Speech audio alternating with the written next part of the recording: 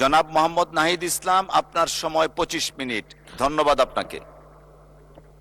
মাননীয় স্পিকার, আপনাকে ধন্যবাদ।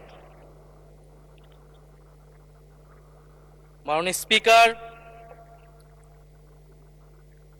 বক্তব্য ভেবেছিলাম শুরু করব অন্য বিষয় নিয়ে, কিন্তু আজকের অধিবেশনের দিনের আলোচনায় আমাদেরকে আরো বেশি অবাক করলেন মাননীয় অর্থমন্ত্রী। ফলে অর্থ সেক্টরের কিছু কথা, কিছু বক্তব্য দিয়ে আলোচনা শুরু করছি। আমরা যখনই ব্যাংকিং খাত বা অর্থ সেক্টরের আর্থিক খাতের কথা আসে, মাননীয় অর্থমন্ত্রী একটা বাক্যই বারবার বলেন যে বিএনপির সময়ে এরকম কোনো রেকর্ড নাই যে আর্থিক খাতে বিশৃঙ্খলা হয়েছে। উনি কিছুক্ষণ আগে অস্বীকার করলেন যে বাংলাদেশ ব্যাংকের গভর্নর একটা রাজনৈতিক নিয়োগ, তাদের দলের নির্বাচন কমিটির সদস্য, এবং তিনি এটা অস্বীকার করলেন। আমি মাননীয় স্পিকার টিআইবির একটা তথ্য আপনাদেরকে দিচ্ছি। বর্তমান সরকারি দলের যারা নির্বাচনের প্রার্থী হয়েছেন তাদের 59.41% ঋণগ্রস্ত, এবং যার বেশিরভাগ হচ্ছে সরকারি দলে। সংসদ সদস্যদের 11,000 কোটি টাকার বেশি ঋণ রয়েছে, যার অধিকাংশই সরকারি দলের। এদের অধিকাংশই ঋণ খেলাপি ছিলেন, নির্বাচনের আগে কিছু টাকা ঋণ দিয়ে পুনঃতফসিল করে নিয়েছেন। এবং বর্তমান যে বাংলাদেশ ব্যাংকের গভর্নর, তার স্পেশালিটিটা কি? তার স্পেশালিটি হচ্ছে এই ঋণ পুনঃতফসিল করা, এটাতে তিনি এক্সপার্ট। ফলে তাকে বাংলাদেশ ব্যাংকের গভর্নর কেন দেওয়া হয়েছে এটা খুব পরিষ্কার মাননীয় স্পিকার। এই যে হাজার হাজার কোটি টাকার ঋণ, সেই ঋণগুলো যাতে ঋণ পুনঃতফসিল করতে পারে, সেই সুযোগ সুবিধাটা করে দেওয়ার জন্যই বাংলাদেশের ইতিহাসে প্রথমবারের মতো একজন ব্যবসায়ীকে বাংলাদেশ ব্যাংকের গভর্নর দেওয়া হয়েছে। ফলে জাতির সামনে এই জিনিসগুলো পরিষ্কার হয়েছে। এখন সামনের আর্থিক খাতে আরো নিয়োগ তারা কি বিবেচনায় দিবেন, এই জন্য আমরা তাদের উপর আর আস্থা রাখতে পারছি না মাননীয় স্পিকার। মাননীয় স্পিকার,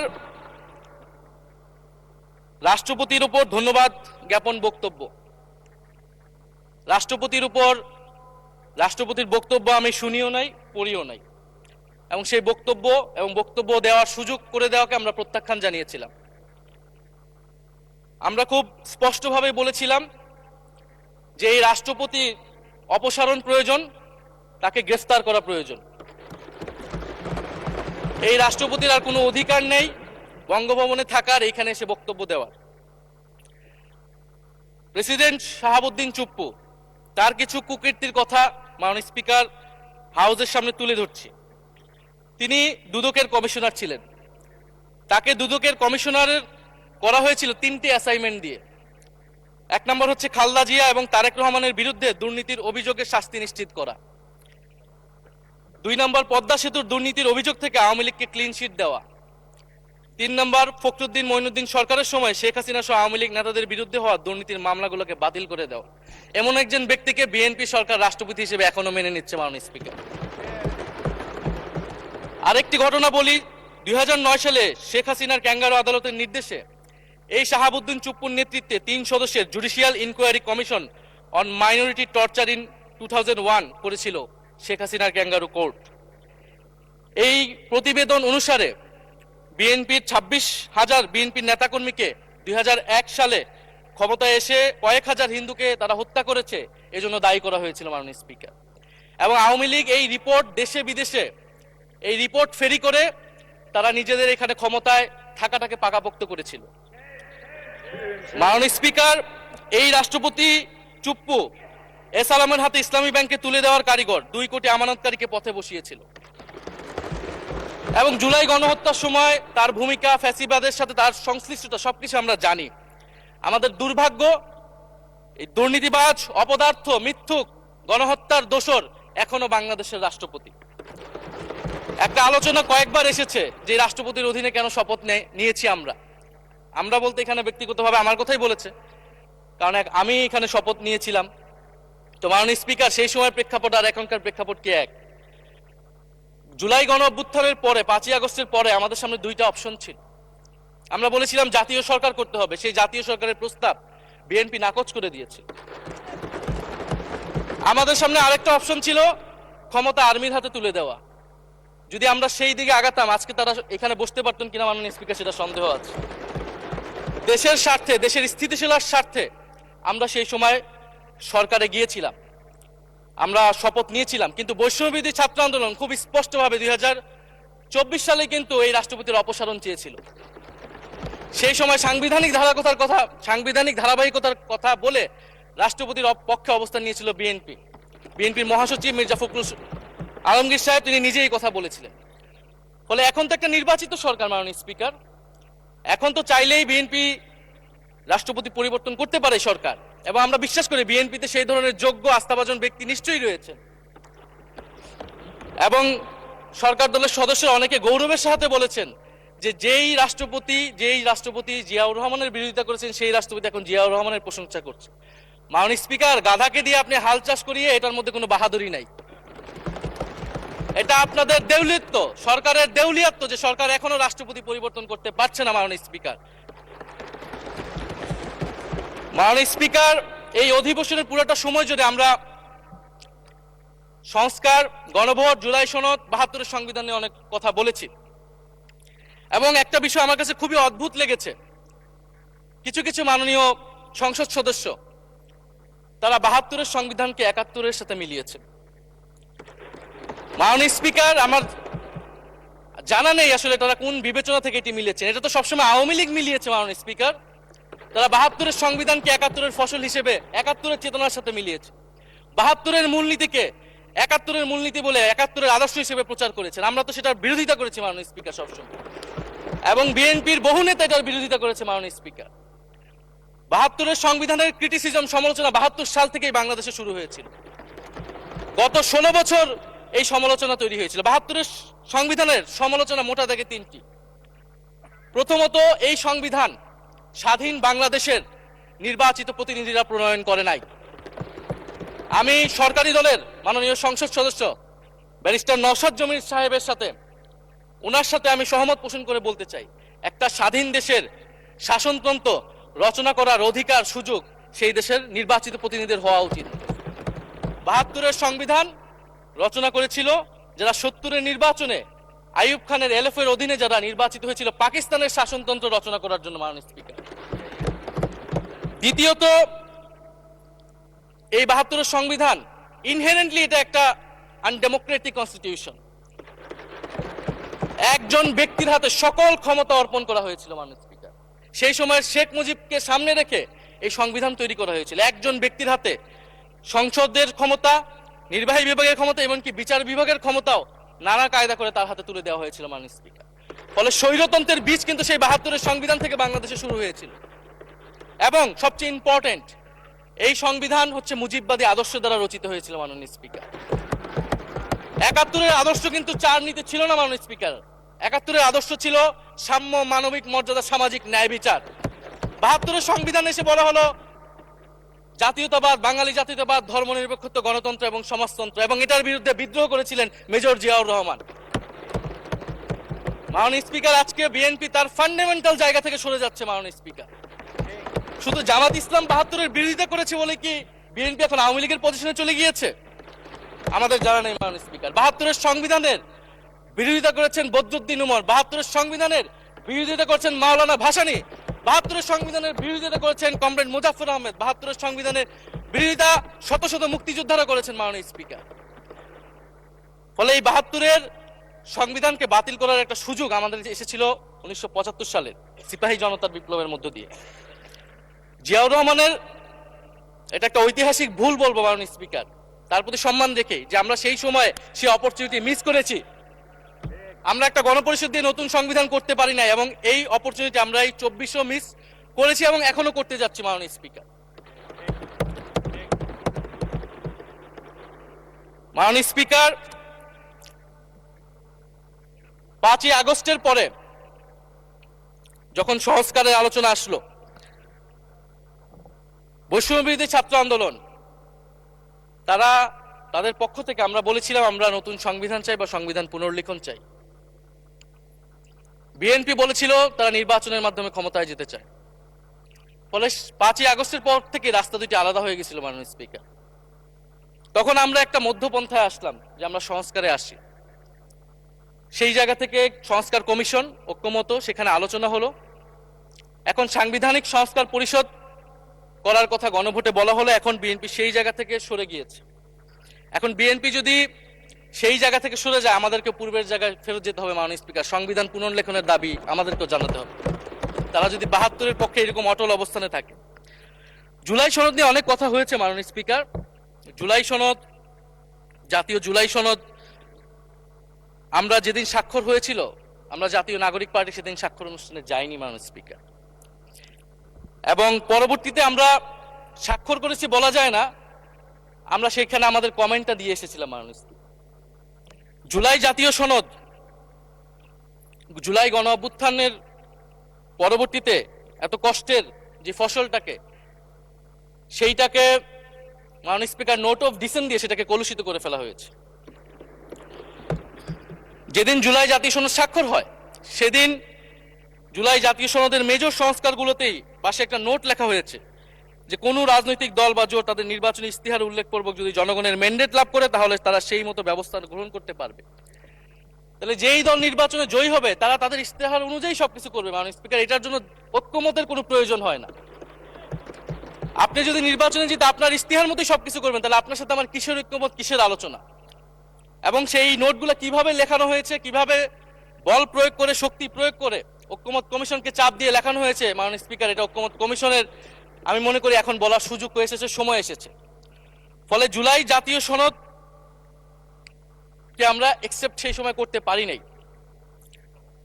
এবং মাননীয় স্বরাষ্ট্রমন্ত্রীর ভাষাকে ধার করে আমি বলতে চাই যে জুলাই জাতীয় সনদ এক অন্তহীন প্রতারণার দলিলে পরিণত করেছে মাননীয় স্পিকার বিএনপি এটাকে।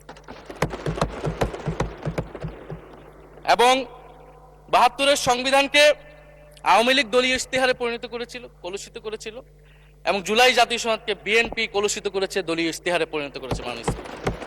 আপনি বলছেন জুলাই জাতীয় সনদ, তারপরে আপনি দেখাচ্ছেন হচ্ছে আমার দলীয় ইস্তিহার, তাহলে এখানে তো কোনো ঐক্যমতের সুযোগ নাই। এরপরে আসলো গণভোট। গণভোটের আদেশ নিয়ে সমালোচনা আছে, এবং এই সমালোচনা আমরাও করেছি যে রাষ্ট্রপতি এই ধরনের অর্ডার দিতে পারে কিনা। কিন্তু গণভোটটাকে সবাই মেনে একটা কনসেনসাসের ভিত্তিতেই তো আমরা এই গণভোটে সবাই মিলে অংশগ্রহণ করলাম মাননীয় স্পিকার। বিএনপি এবং তৎকালীন বিএনপির বর্তমান মাননীয় প্রধানমন্ত্রী এবং চেয়ারপারসন, তিনি নিজেও সংস্কারের পক্ষে, হ্যাঁ পক্ষে ভোটে প্রচারণা করেছেন। ফলে আপনাদের ইলেকশনের আগে এটা পরিষ্কার করা প্রয়োজন ছিল যে এই গণভোট আপনারা মানেন না, এই গণভোটে হ্যাঁ বা না জিতুক এটার সাথে আপনাদের কোনো সম্পর্ক নাই। ওনারা কিন্তু মাননীয় স্পিকার সেটা করেননি। ফলে জুলাই গণভোট এটা রাজনৈতিক সিদ্ধান্ত এবং গণরায়। মাননীয় স্বরাষ্ট্রমন্ত্রী তিনি নিজেই সেই সময় বলেছেন যে গণরায় হচ্ছে সার্বভৌম ক্ষমতা, জনগণের রায় আসলে সেটা সকলেই মেনে নিতে বাধ্য হবে, এমনকি যদি সেটার বিরুদ্ধেও কেউ বিজয়ী হয় তারাও সেটা মেনে নিতে বাধ্য হবে। ফলে আমরা মনে করি যে এই গণভোট অনুসারে যে সাংবিধানিক সংস্কার পরিষদ, অতি দ্রুত সময়ের মধ্যে সাংবিধানিক সংস্কার পরিষদ গঠন করা উচিত, এর সুরাহা করা উচিত। আমরা তো মাননীয় স্পিকার অনেক দূর সরে এসেছি, নতুন সংবিধানের জায়গা থেকে সরে আস্তে আস্তে আমরা কোথায় আসলাম? আমরা খুবই সামান্য কিছু দাবি এখানে এসেছে, জুলাই জাতীয় সনদ বা গণভোট যেটাই বলেন না কেন, যে একটা উচ্চকক্ষ হবে ভোটের অনুপাতে, তত্ত্বাবধায়ক সরকার হবে। এই তত্ত্বাবধায়ক সরকার নিয়েই তো এত ঝামেলা, গত 16 বছরের এত আন্দোলন। কিভাবে নিয়োগ হবে এই নিয়োগটা আমাদেরকে জানতে হবে মাননীয় স্পিকার। নির্বাচন কমিশনার এবং সাংবিধানিক প্রতিষ্ঠানগুলোতে কিভাবে নিয়োগ হবে, একটা নির্দলীয় এবং গ্রহণযোগ্য নিয়োগ আমরা কিভাবে করতে পারি, যেটা দেশকে বিভাজিত করবে না, বিরোধী দলের উপরে বিরোধী দলের অধিকার ক্ষুণ্ণ করবে না, এবং সবচেয়ে গুরুত্বপূর্ণ বিচার বিভাগ পৃথকীকরণ মাননীয় স্পিকার। এগুলা আমরা 5ই আগস্টের পরে আসমান থেকে বলিনি, এগুলা গত 16 বছর আলোচনা হয়েছে। বিএনপির 31 দফায় আলোচনা ছিল, আরো অনেক রাজনৈতিক দলের আলোচনাতে, সংস্কারের আলোচনা থেকে আমরা মাননীয় স্পিকার ধার করেছিলাম। হ্যাঁ, বিচার বিভাগ এই মুহূর্তে পৃথকীকরণ বা বিচার বিভাগের স্বাধীনতা নিয়ে কনসার্ন আছে, কারণ আওয়ামী লীগের নিয়োগকৃত অনেক বিচারক মাননীয় স্পিকার এখনো রয়ে গেছে বিচারালয়ে, যারা এই জামিনগুলো করিয়েছে ফ্যাসিস্টদের। কিন্তু সেটার একটা সুরাহা আপনারা করেন, আমরা সহযোগিতা করব, কিন্তু তারপরে তো বিচার বিভাগের স্বাধীনতা মাননীয় স্পিকার নিশ্চিত করতে হবে। গুম এবং মানবাধিকার অধ্যাদেশ বাতিল করলেন, আপনারা বলছেন ভালো আইন নিয়ে আসবেন, তো ভালো আইন যতক্ষণ পর্যন্ত আনতে পারছে না ততক্ষণ পর্যন্ত মাননীয় স্পিকার আপনাদের সমালোচনাটা সহ্য করতে হবে। আপনারা ভালো আইন নিয়ে আসুন এবং অতি দ্রুত সময়ের মধ্যে নিয়ে আসুন, আমরা দেখি। মাননীয় স্পিকার, এই সংসদে এই অধিবেশনে আরেকটি বিষয় বারবার এসেছে, সেটা হচ্ছে মুক্তিযুদ্ধ এবং জুলাই গণ অভ্যুত্থান। মুক্তিযুদ্ধকে মাননীয় স্পিকার আমরা শ্রদ্ধা করি। আমরা মনে করি এই প্রজন্ম যারা জুলাই গণ অভ্যুত্থানে অংশগ্রহণ করেছি, জুলাই গণ অভ্যুত্থানের মধ্য দিয়ে মুক্তিযুদ্ধের নতুন রূপ তৈরি হয়েছে, মুক্তিযুদ্ধের নবায়ন হয়েছে। মাননীয় স্পিকার, ফলে মুক্তিযুদ্ধের সাথে জুলাই গণ অভ্যুত্থানের কোনো সাংঘর্ষিক অবস্থান নেই। আমরা বারবার বলেছি মুক্তিযুদ্ধ, জুলাই গণ অভ্যুত্থান হচ্ছে মুক্তিযুদ্ধেরই আরেকটি ধারাবাহিকতা। মুক্তিযুদ্ধে আমরা সাম্য মানবিক মর্যাদার কথা বলেছি, জুলাই গণ অভ্যুত্থানে আমরা বৈষম্য বিরোধী গণতান্ত্রিক বাংলাদেশের কথা বলেছি। মাননীয় স্পিকার, কোথায় পার্থক্য, কোথায় আলাদা, এবং কোন ঘটনা বড় কোন ঘটনা ছোট, এটা অহৈতুক তর্ক। মাননীয় স্পিকার, আমরা কেউ বলি নাই যে জুলাই গণ অভ্যুত্থান মুক্তিযুদ্ধের থেকে বড়, বা জুলাই গণ অভ্যুত্থান 90-এর থেকে বড় বা 90-এর থেকে ছোট। জুলাই গণ অভ্যুত্থান এক বিশেষ ঘটনা বাংলাদেশের ইতিহাসে, মুক্তিযুদ্ধ এক বিশেষ ঘটনা, মুক্তিযুদ্ধ বাংলাদেশের ফাউন্ডেশন। মাননীয় স্পিকার, এটার ব্যাপারে আমরা আনকম্প্রোমাইজেবল, এটা নিয়ে কোনো বিতর্কের কোনো সুযোগ নাই। তবে এই কথাটা ওনারাই বারবার বলে মুক্তিযুদ্ধকেও ছোট করতেছেন, জুলাই গণ অভ্যুত্থানকেও ছোট করতেছেন। আরেকটি বিষয় মাননীয় স্পিকার, মুক্তিযুদ্ধর কথা যখন এসেছে, আমরা যে সাম্প্রতিক সময়ে জাতীয় মুক্তিযোদ্ধা কাউন্সিল জামুকা আইন সংশোধন করা হলো, অধ্যাদেশ পাশ করা হলো, সেখানে কিন্তু একটা গুরুত্বপূর্ণ সংশোধনী এসেছে। মুক্তিযোদ্ধাদের সংজ্ঞা থেকে মুজিব বাহিনীকে বাদ দেওয়া হয়েছে। মাননীয় স্পিকার, এবং আপনারা জানেন যে এই মুজিব বাহিনী, সেটাকে সংযুক্তির মাধ্যমে হাজার হাজার ছাত্রলীগের নেতাকর্মীকে মুক্তিযোদ্ধা সার্টিফিকেট দেওয়া হয়েছিল। মাননীয় স্পিকার, মুজিব বাহিনীর রোল কি ছিল, এটা আপনারা এখানে যারা অভিজ্ঞ মাননীয় স্পিকার অনেক মুক্তিযোদ্ধা আছেন, তারা ভালো করেই জানেন। মুজিব বাহিনী তৈরি হয়েছিল অন্তর্ঘাত তৈরি করার জন্য। তারা অস্ত্র হাতে দেশে পাকিস্তান বাহিনীর বিরুদ্ধে যুদ্ধ করে নাই। তারা দেশে ঢুকে মুক্তিযুদ্ধের আওয়ামী লীগ বাদে অন্য যেই পক্ষগুলো রয়েছে তাদেরকে হত্যা করেছিল। মাননীয় স্পিকার, ফলে মুজিব বাহিনী কিন্তু কোনো মুক্তিযোদ্ধা না বর্তমান আইন অনুসারে। কিন্তু এখানে অনেক মুজিব বাহিনীর কিছু লোক আছেন, তারা নিজেদেরকে মুক্তিযোদ্ধা হিসেবে বারবার জাহির করছে। ফলে আমাদেরকে এই ফারাকটাও করতে হবে মাননীয় স্পিকার। এবং মুক্তিযুদ্ধের পক্ষ বিপক্ষের রাজনীতি গত 50 বছর ধরে হয়েছে। আমরা এই সমাধান এখনো কেন করতে পারিনি মাননীয় স্পিকার? এর দায়ভার কে নেবে? বিএনপি কি নেবে না, যারা 29 বছর জামাতের সাথে রাজনীতি করেছে? একটা কথা তো এখন সবাই বলে, সাথে থাকলে সঙ্গী, না থাকলে জঙ্গি। ফলে এটার দায়িত্ব ছিল তো উনাদের, এই রিকনসিলিয়েশন তৈরি করা, এই প্রশ্নের সুরাহা করা। জুলাই গণ অভ্যুত্থানের পরে, স্বাধীনতার 54-55 বছর পরে জাতীয় সংসদে মুক্তিযুদ্ধের পক্ষ আর বিপক্ষ বলে ভাগ থাকবে, এটা তো মাননীয় স্পিকার আমরা প্রত্যাশা করি না, এটা এই প্রজন্ম প্রত্যাশা করে না। আমি মাননীয় স্বরাষ্ট্রমন্ত্রীর সাথে একমত পোষণ করি যে ইতিহাসের এই বিতর্ক আমাদেরকে সমাধান করতে হবে, একপাশে রেখে সামনের দিকে এগিয়ে যেতে হবে, এবং এটা সব পক্ষকে এটার জন্য দায়িত্বশীল ভূমিকা পালন করতে হবে। মুক্তিযুদ্ধ যেমন কোনো দেশের ষড়যন্ত্র না, আবার মুক্তিযুদ্ধের নাম করে এদেশে যে লুটপাট ফ্যাসিবাদ কায়েম হয়েছে সেটাও আমাদের ভুলা যাবে না। মাননীয় স্পিকার, মাননীয় স্পিকার, জুলাই গণ অভ্যুত্থান সকলের অংশগ্রহণে হয়েছিল, এটা আমরা বারবার বলেছি। তবে বিএনপির বিভিন্ন সদস্য তারা তাদের আলোচনায় বারবার বলার চেষ্টা করে যে আমরা ছিলাম না, আমরা তো এভাবে ছিলাম, এভাবে ছিলাম। এটা তো প্রমাণ করার প্রয়োজন নাই মাননীয় স্পিকার।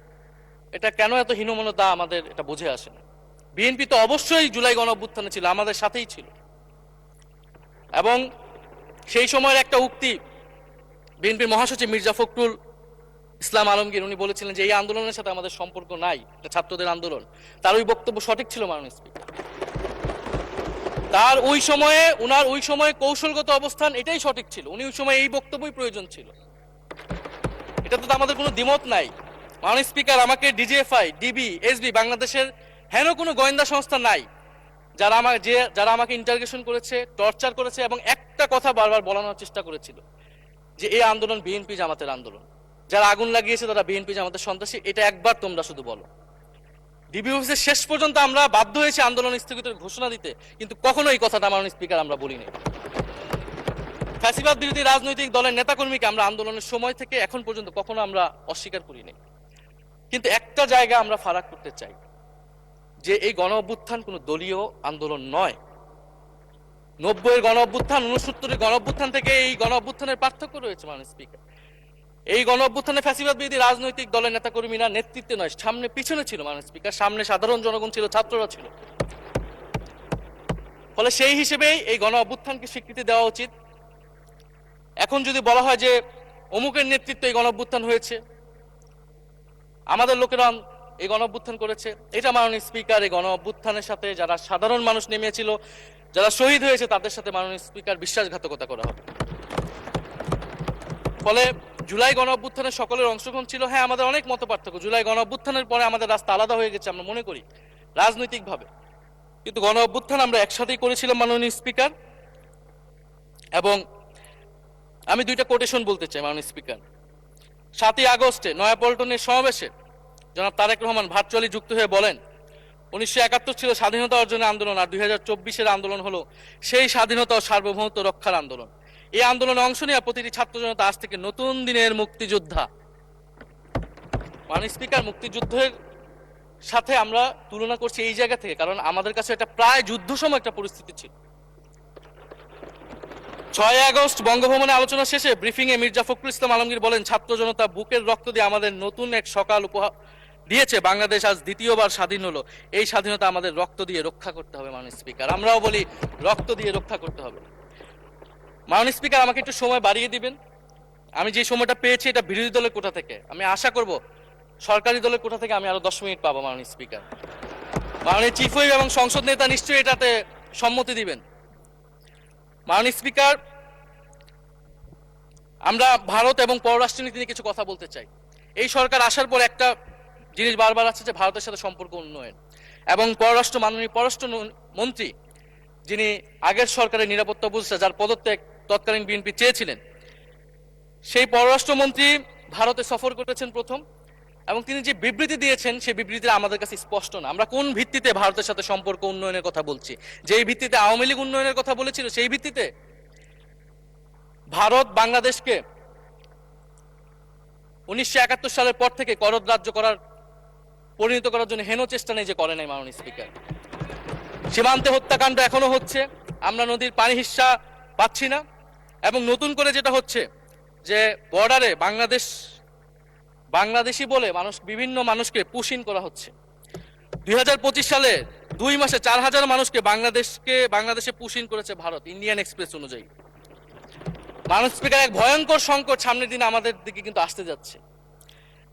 এবারে পশ্চিমবঙ্গের ইলেকশন হলো মাননীয় স্পিকার, নির্বাচনের কয়েকদিন আগে ভোটার তালিকা থেকে অন্তত 30 লক্ষ জীবিত ভোটারকে বাদ দেওয়া হয়েছে। এদের অধিকাংশ হচ্ছে মুসলিম এবং মতুয়া সম্প্রদায়। মাননীয় স্পিকার, এবং এনআরসি সিএ তারা করেছে, বাংলাভাষী মুসলমানদেরকে তারা বাংলাদেশি বলে বিতাড়িত করছে এবং বাংলাদেশে পুশিং করার চেষ্টা করছে।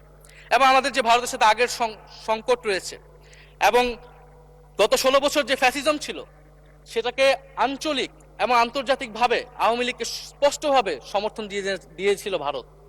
এবং এখনো জুলাইয়ের গণহত্যাকারী খুনি শেখ হাসিনা, ওসমান হাদির হত্যাকারীরা সবাই ভারত তাদেরকে আশ্রয় দিয়েছে। ফলে ভারতের সাথে এই বিষয়গুলো নিয়ে আমাদের সরকার কি কথা বলেছে, এটা মাননীয় স্পিকার আমরা জানতে চাই।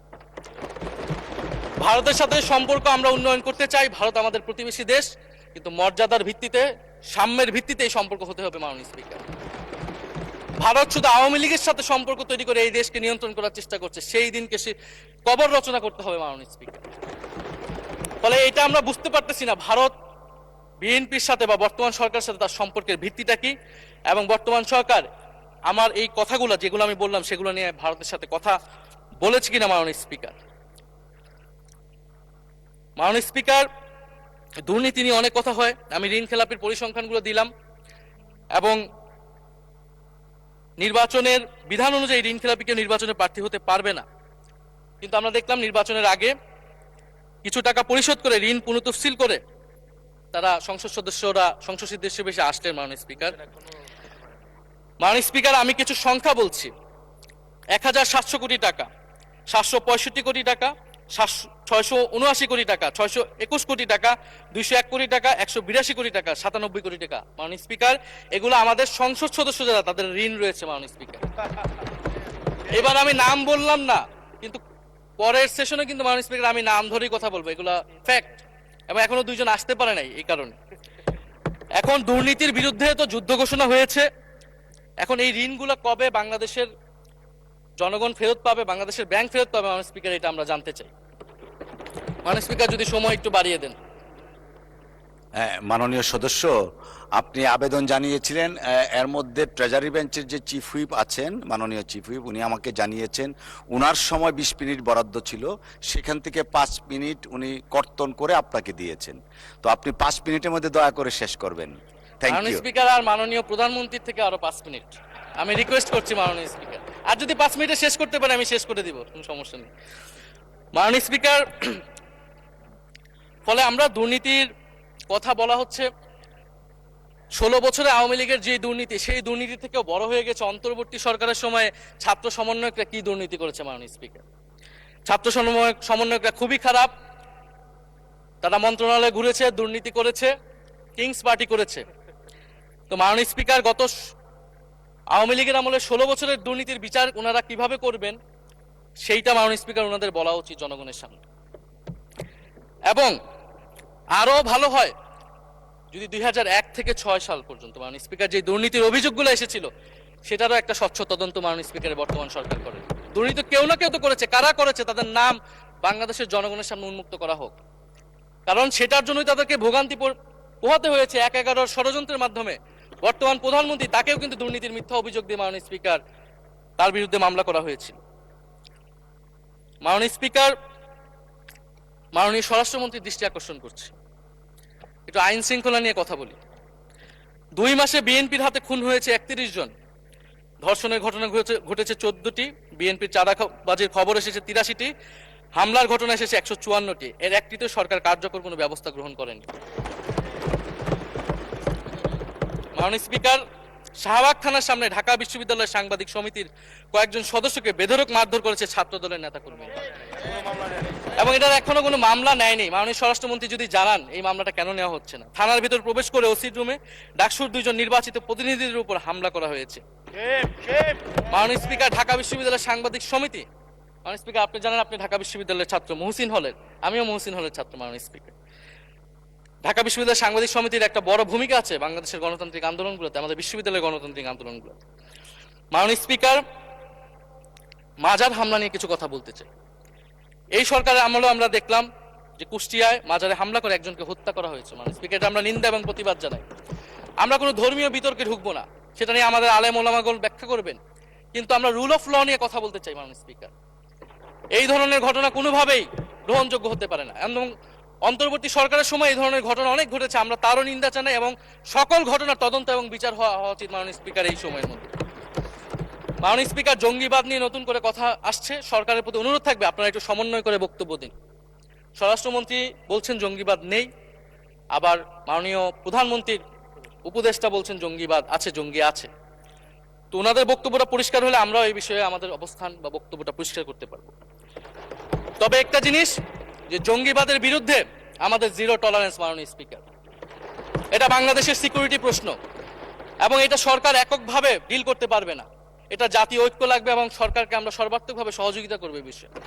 তবে বিগত আমলের মতো এবং ওয়ারেন্ট টেররের প্রজেক্ট হিসেবে যাতে বাংলাদেশে কোনো জঙ্গিবাদের নাটক না হয় মাননীয় স্পিকার, এটাও আমাদের মাথায় রাখবে। মাননীয় স্পিকার, আমাদের দেশের প্রধান একটা জনগোষ্ঠী হচ্ছে কৃষক, আমরা সবাই কৃষক পরিবারের সন্তান। সরকার কৃষি কার্ড দিচ্ছে, এটা সরকারকে সাধুবাদ জানাই। তবে সরকার গত বছরের যে দামে কৃষক থেকে ধান এবং চাল কিনেছে, এই বছর ঠিক একই দামে কৃষক থেকে ধান কিনছে, এটার ফলে কৃষকদের কিন্তু মাননীয় স্পিকার লোকসান হচ্ছে। ডিজেলের দাম বৃদ্ধি হয়েছে, সেচ খরচ, সার, বীজ, শ্রমিক মজুরি সব মিলিয়ে মাননীয় স্পিকার বোরো মৌসুমে ধানের উৎপাদন খরচ উল্লেখযোগ্যভাবে বেড়েছে। একদিকে কৃষি কার্ড দিবেন, আরেকদিকে ধানের ন্যায্য মূল্য আপনারা কৃষককে দিবেন না, এটা মাননীয় স্পিকার কোনো সমাধান বলে আমরা মনে করি না। মাননীয় স্পিকার, আমরা জুলাই গণহত্যার বিচার নিয়ে মাননীয় আইনমন্ত্রীকে এখন পর্যন্ত কোনো ব্রিফিং মাননীয় সংসদে করতে শুনি নাই, হয়তো আমরা মিস হয়ে যেতে পারে। আমরা আশা করব উনি প্রতি অধিবেশনে সংসদে এবং সংসদের বাইরে, আমাদের ট্রাইব্যুনালের চিফ প্রসিকিউটর আছেন, মাননীয় আইনমন্ত্রীর থেকেও আমরা জুলাই গণহত্যার বিচার প্রক্রিয়া কতটুকু আগাচ্ছে, কিভাবে আগাচ্ছে, এটা নিয়ে আমরা স্বচ্ছ বক্তব্য ওনাদের কাছ থেকে, সরকারের কাছ থেকে মাননীয় স্পিকার আশা করি।